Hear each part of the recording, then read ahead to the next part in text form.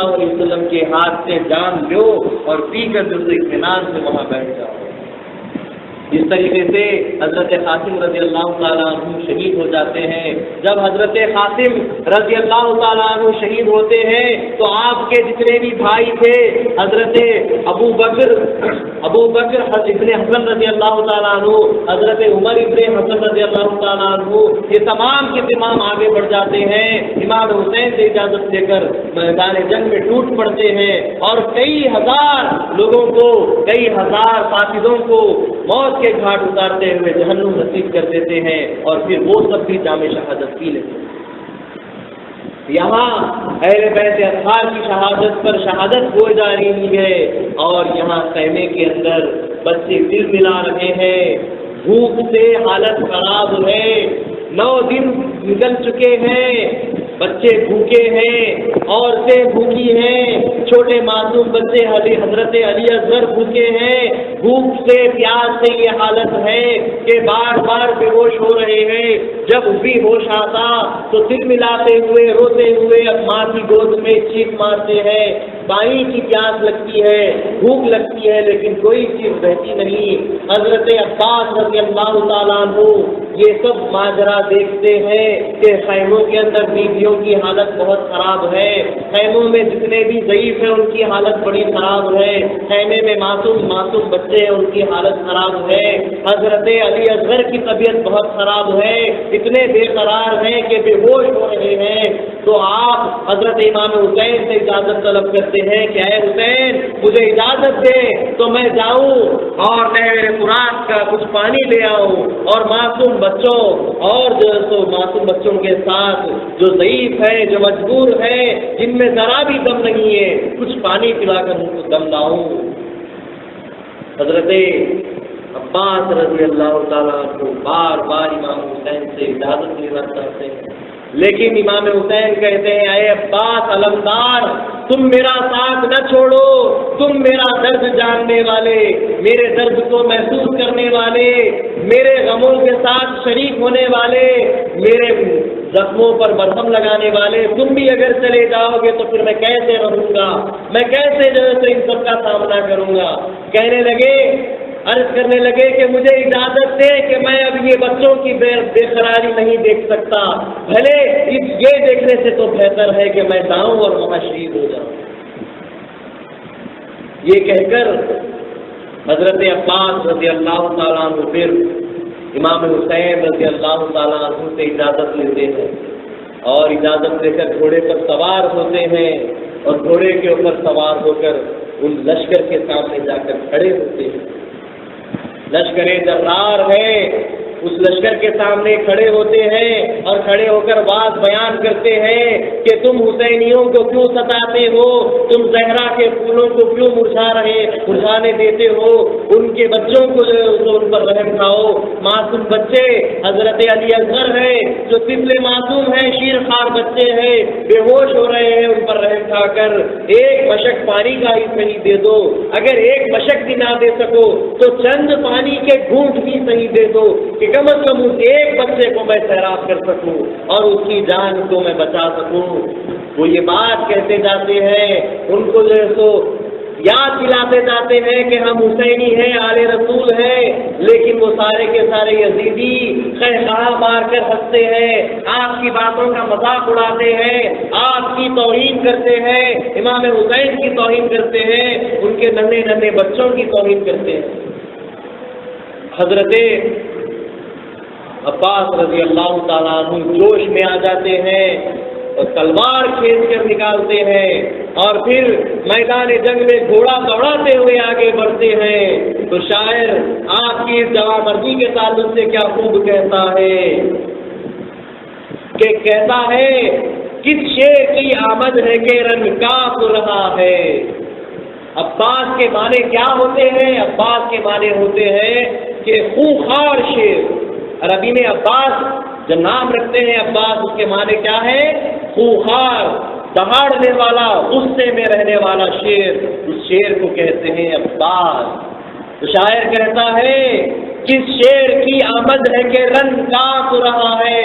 رن کہتے ہیں میدان کو، میدان جنگ کو رن کہتے ہیں. شاعر کہتا ہے کہ کس شیر کی آمد ہے کہ رن کانپ رہا ہے. رن ایک طرف چرخ کوہن کانپ رہا ہے. نہ صرف میدان جنگ کانپتا ہے بلکہ آسمان سارا کانپنے لگتا ہے. شاعر کہتا ہے کہ کس شیر کی آمد ہے کہ رن کانپ رہا ہے. رن ایک طرف چرخ کوہن کانپ رہا ہے. رستم کا بدن زیر کفن کانپ رہا ہے. ہر خصر سلاطین زمن کانپ رہا. یعنی رستم جو اتنا خطرناک بادشاہ تھا، جو بہت بہادری سے، جمع مردی سے جنگ جیتتا چلا گیا، تو وہ رستم بھی اپنی قبر میں کانپنے لگ جا رہا ہے، کیونکہ عباس رضی اللہ تعالیٰ عنہ آگے بڑھ رہے ہیں. تو کہتا ہے شاعر کہ رستم کا بدن زیر کفن کانپ رہا ہے. ہر خسر سلاطین زمن کانپ رہا ہے. شمشیر بکف دیکھ کے حیدر کے پسر کو، جبریل اتر آئے سمٹے ہوئے پر کو. یعنی اتنے شمشیر نکال کر، تلوار نکال کر جس جمع مردی سے آپ آگے نکلتے ہیں تو حضرت جبرائیل ان کی جمع مردی، ان کے جوش کو دیکھ کر اپنے پر سمیٹ کر وہاں پہنچ جاتے ہیں اور اس سارے منظر کو دیکھنے لگتے ہیں کہ حضرت عباس جو اتنے خونخوار شیر ہیں، وہ اب جو ہے تو اہل بیت اطہار کی طرف سے آگے بڑھے ہیں. اور حضرت عباس رضی اللہ تعالیٰ عنہ اس جمع مردی سے آگے بڑھتے ہیں کہ وہ لشکر جرار جو کھڑا ہے، جیسے کہ ایک کسان اپنے کھیت میں فصل کاٹتا ہوا آگے بڑھ جاتا ہے، حضرت عباس رضی اللہ تعالیٰ عنہ فصل کو کاٹتا جس طرح ایک کسان ہے، اسی طریقے سے ان سارے ظالموں کو کاٹتے ہوئے آگے بڑھ جاتے ہیں. کئی تیر آپ پر چلائے جاتے ہیں، کئی زخم کھاتے ہیں، لیکن ذرا بھی جو تو افسوس نہیں کرتے، غم نہیں کرتے، تکلیف محسوس نہیں کرتے. کیونکہ ان کی نظر میں اس تکلیف سے زیادہ تکلیف یہ تھی کہ وہ بچے معصوم بلک رہے ہیں، رو رہے ہیں کہ ان کے حلق میں پانی کا خطرہ نہیں ہے. اس درد کے سامنے یہ درد کچھ بھی نہیں تھا. اس جمع مردی سے آگے بڑھتے ہیں کہ شاعر کہتا ہے آدھا کو سنا کر کہا کون آتا ہے دیکھے. دشمنوں کو آواز لگائی کہ دیکھو اب کون آ رہا ہے تمہارے درمیان میں. کہا آدھا کو سنا کر کہا کون آتا ہے دیکھے. نیزے کو ہلا کر کہا کون آتا ہے دیکھے. تیروں کو ملا کر کہا کون آتا ہے دیکھے. شمشیر دکھا کر کہا کون آتا ہے دیکھے. کہا کہ ہم شیر ہیں، ہم کو کوئی للکار سکے گا. تلواریں ایسی کہ کوئی دم مار سکے گا. اس طریقے سے حضرت امام حسین آگے بڑھتے ہوئے کاٹتے ہوئے چلے جاتے ہیں.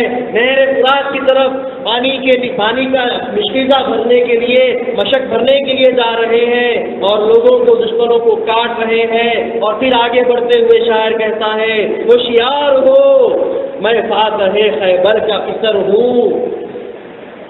حیدر کرار جنہوں نے خیبر کے دروازے کو اکھاڑا ہے، میں اس کا بیٹا ہوں، میں اس کا بیٹا عباس ہوں. کہا ہوشیار ہو میں فاتح خیبر کا پسر ہوں اور باغ نبوت کے شجر کا میں ثمر ہوں. میں نبوت کے باغ کا وہ پھل ہوں کہ تمہارے درمیان اب آ رہا ہوں. میں اور باغ نبوت کے شجر کا میں ثمر ہوں. میں شیر خدا قاتل اندر کا پسر ہوں. عباس میرا نام ہے، حیدر کا پسر ہوں. پانی کے لیے آتا ہوں تو روک کے دیکھو. کیا فرماتے ہیں؟ پانی کے لیے آتا ہوں کوئی روک کے دیکھو. شیروں کی لڑائی ہے ذرا ٹوک کے دیکھو. اس جمع مردی سے آگے بڑھتے ہیں کہ سب کانپنے لگتے ہیں، تھرانے لگتے ہیں اور بکھر جاتے ہیں. آپ کی تلوار، آپ کے تیر، آپ کے بیلے بھالے ایسا کام کرتے ہیں کہ جس طریقے سے ایک کھیت جو فصلوں سے گھرا ہوا تھا لیکن ابھی کسان جیسا کاٹ دیتا ہے تو وہ زمین جیسے بنجر خالی ہو جاتی ہے، اسی طریقے سے ایک بہت بڑی پوری خالی ہو جاتی ہے.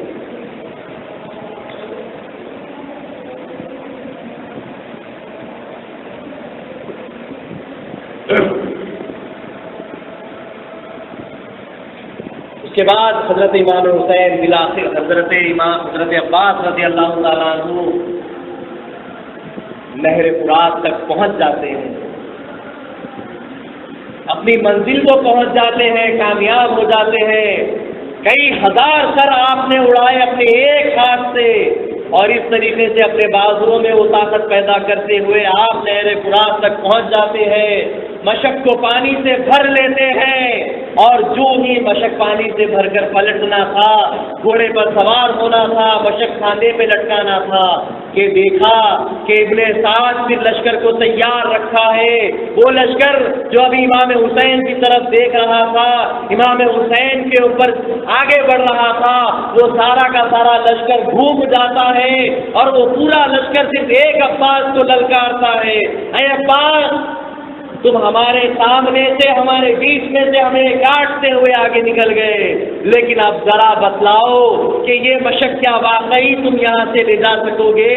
یہ مشق پانی کا ہرگز تم نہیں لے جا سکتے۔ ابن سعد پکارتا ہے کہ جان لو اے ظالمو، اگر یہ مشق پانی کا بھرا ہوا حسین کے پاس پہنچ جائے گا تو تم کو تمہارے گھر والوں کے ساتھ یہیں لا کر جلاؤں گا۔ ابن سعد کا یہ کہنا تھا، وہ ظالم سارے کے سارے عباس، حضرت عباس رضی اللہ تعالیٰ عنہ پر ٹوٹ پڑتے ہیں، لیکن حضرت عباس رضی اللہ تعالیٰ عنہ مشق کھاندے پر لگاتے ہیں اور دونوں ہاتھوں میں تلوار لیے ہوئے واپس آنے لگتے ہیں۔ کئی لوگوں کو، کئی جرم کرنے والوں کو، کئی ظالموں کو اور کئی فسادیوں کو آپ نے اپنی تلوار سے کاٹتے چلے گئے اور کاٹتے ہوئے آگے بڑھ رہے تھے، لیکن بڑے چالاک لوگ بھی اس میں موجود تھے۔ نوفل نامی ایک درندے نے آپ کے جو پیٹھ پہ سے پیچھے سے وار کیا، مرد ہوتا تو سامنے سے وار کرتا، نہ مرد تھا اس لیے پیچھے سے آیا، پیچھے سے وار کیا اور آپ کے سیدھے بازو کو کاٹ کر رکھ دیا۔ حضرت عباس رضی اللہ تعالیٰ عنہ جیسے ہی اپنا بازو کھو دیتے ہیں، بازو کٹ جاتا ہے، ہاتھ کٹ کر گر جاتا ہے، اور اس ہاتھ میں سے مشق نکل کر گرنے والا ہوتا ہے، تو دوسرے ہاتھ سے مشق پکڑ کر آپ دیکھو اپنے اس کھاندے پر ڈالتے ہیں اور آگے بڑھتے ہیں۔ لیکن پھر ظالموں نے آپ کو رہنے نہیں دیا، ظالم آگے بڑھتے گئے، اور پھر ایک بار ایسا ہوا کہ آپ کا یہ بھی عضو جو کٹ جاتا ہے، یہ بھی ہاتھ کٹ کر گر جاتا ہے، لیکن امام حضرت عباس رضی اللہ تعالیٰ عنہ ہار نہیں مانتے، امام عباس رضی اللہ تعالیٰ عنہ ہار نہیں مانتے، آگے بڑھتے جاتے ہیں۔ مشق کو ہاتھ نہیں تھے پکڑنے کے لیے تو منہ میں دانت میں پکڑ لیتے ہیں، لیکن اس جوش سے آگے جاتے ہیں کہ میں حضرت بی بی زینب رضی اللہ تعالیٰ عنہ کے بچوں کو، حضرت شہر بانو رضی اللہ تعالیٰ عنہ کے بچوں کو، امام حسین کے گھر کے پھولوں کو پانی پلا کر رہوں گا۔ بہت کوشش کرتے ہیں، آگے بڑھتے جاتے ہیں، لیکن ایک بے باک نے بڑے ہی اطمینان کے ساتھ ایک نشانہ تاکا اور اس کرسی کے ساتھ تیر چھوڑا کہ وہ تیر سیدھا مشق پر آ کے لگتا ہے، مشق پھٹ جاتا ہے، پانی بہنے لگتا ہے۔ امام حسین رضی اللہ تعالیٰ عنہ سارا ماجرا اپنی آنکھوں سے دیکھ رہے ہیں، آپ کے قدم زمین پر ٹکتے نہیں ہیں، بے قرار ہے کہ عباس آ رہے ہیں، ان کے ہاتھ جسم سے لگے ہوئے نہیں، ہاتھ کٹ چکے ہیں، ہاتھ شہید ہو چکے ہیں، بے قرار ہو رہے ہیں، آؤ بھائی جلدی آ جاؤ کہ میں تم کو بچا لوں۔ لیکن ظالم اتنے مصائب آپ کے اوپر ڈالتے ہیں، تیر اتنے چلائے جاتے ہیں، ایسے لگتا ہے کہ آسمان سے بارش ہو رہی ہے، ایسے تیر برسائے جاتے ہیں، اور آپ کا گھوڑا جو تیروں سے چھنی ہو کر گر جاتا ہے۔ حضرت عباس جو سر سے لے کے پاؤں تک تیروں میں جو چھان دیے جاتے ہیں، اور آپ بھی جو بالآخر زمین پر گر جاتے ہیں، شہادت کا جام نوش کر رہے ہوتے ہیں۔ امام حسین کو پکارتے ہیں، اے حسین آ جاؤ، جہاں کہیں ہے آ جاؤ، ادھر نکلنے والا ہے، تمہارا دیدار کرنا چاہتا ہے کہ تمہیں دیکھ لے تو پھر اطمینان سے موت آ جائے۔ پکار رہے ہیں امام حسین رضی اللہ تعالیٰ عنہ۔ یہاں حضرت عباس رضی اللہ تعالیٰ عنہ کا دم نکلنے پہ ہے، حضرت عباس رضی اللہ تعالیٰ عنہ چلانے لگتے ہیں، اور حضرت امام حسین رضی اللہ تعالیٰ عنہ جب ہم حضرت عباس کو گرتا ہوا دیکھتے ہیں، تڑپتا ہوا دیکھتے ہیں، تو آپ چلاتے ہوئے دوڑتے ہیں کہ میرا بھائی گرا دیا گیا، میرا بھائی شہید ہو رہا ہے، چلاتے ہوئے پکارتے ہوئے اس کے پاس جاتے ہیں۔ شاعر کہتا ہے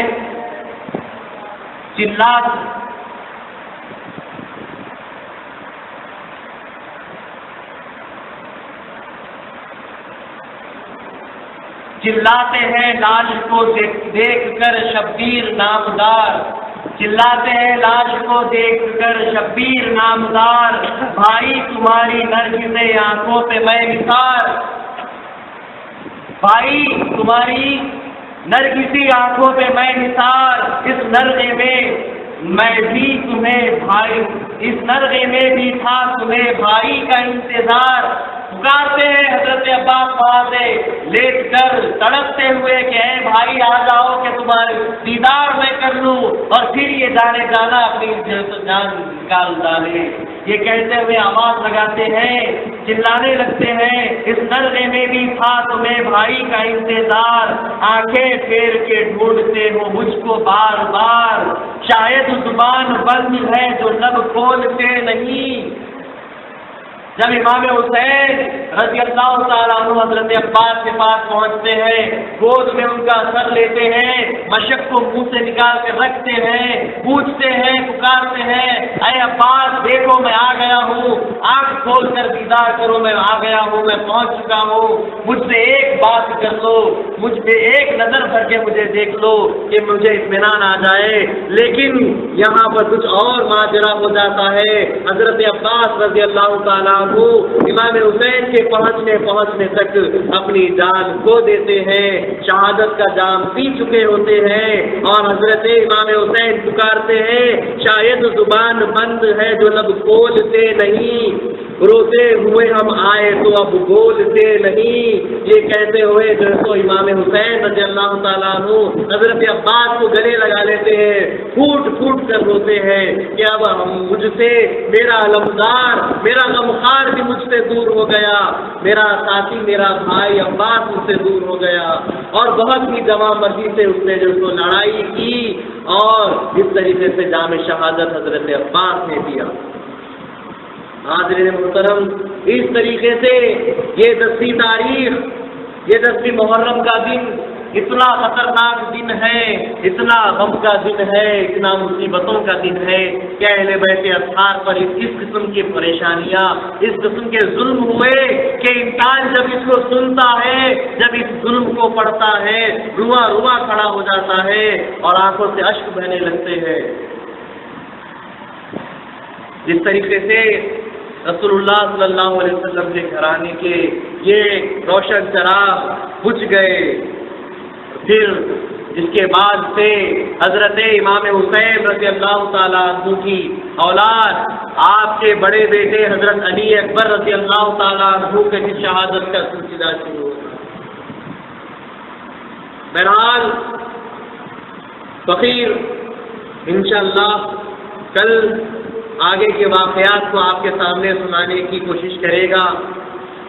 میں اللہ تعالیٰ سے دعا کرتا ہوں کہ اللہ تعالیٰ ہمیں سننے، بولنے، سمجھنے سے زیادہ ان کے تعلیمات پر عمل کرنے کی توفیق عطا فرمائے۔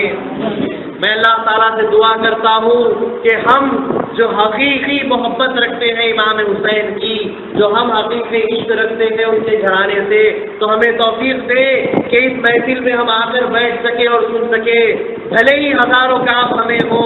کیا ہم آج دیکھتے نہیں کہ وہ لوگ جو امام حسین کو شہید کر رہے ہیں، جو یزیدی ہیں، جو کوفہ والے ہیں، جو شیعہ بن کر بیٹھے ہوئے ہیں، لیکن ان کو اتنا ہوش ہے، وہ اتنی توبہ کر رہے ہیں، وہ اتنے اپنے آپ کو دکھا رہے ہیں کہ وہ 10 دن تک کوئی کام نہیں کرتے، وہ غم مناتے ہیں، امام حسین کو پکارتے ہیں، اپنے غلطیوں کی توبہ کرتے ہیں۔ ان کو اتنا خیال ہے، غیروں کو، دشمنوں کو خیال ہو رہا ہے، اور ہم گھر والے ہو کر، حقدار ہو کر اگر ان محفلوں میں بھی نہ بیٹھ سکے، امام حسین کے بتائے ہوئے راستے پہ نہ چل سکے، اتفاق کی طرف اگر نہ آ سکے، تو ہم کس حیثیت سے امام حسین کو اور ان کے گھرانے کو منہ دکھا سکتے ہیں؟ میں آپ تمام سے گزارش کرتا ہوں کہ آپ کبھی فقیر جب اتنی دور سے آپ کی خدمت کے لیے یہاں آیا ہے تو اس فقیر کے پاس آئے اور اس فقیر کو خدمت کرنے کا موقع دے، اپنے علم سے، اپنے ذہن سے، اپنے جسم سے، اپنے عمل سے، ہر طریقے سے فقیر آپ کی خدمت کرنے کی کوشش کرے گا۔ آئیں، کنواں آپ کے پاس آیا ہے، اب صرف ڈول ڈال کر دیکھنا ہے، اگر وہ بھی نہ ہو سکے تو پھر آپ لوگ اپنے ذمہ دار آپ ہیں۔ سوچیں، سمجھیں اور ٹھنڈے دل سے اطمینان کے ساتھ میری باتوں پر غور کریں، اور چاہیے آپ لوگوں کو کہ آپ سبھی آئیں، بیٹھیں اور ان شہادت کے واقعات کو سنیں اور اپنے ایمان کو تازہ کریں، اپنے ایمان میں جوش پیدا کریں اور پورے ایمان کے ساتھ عبادت کی طرف بڑھیں۔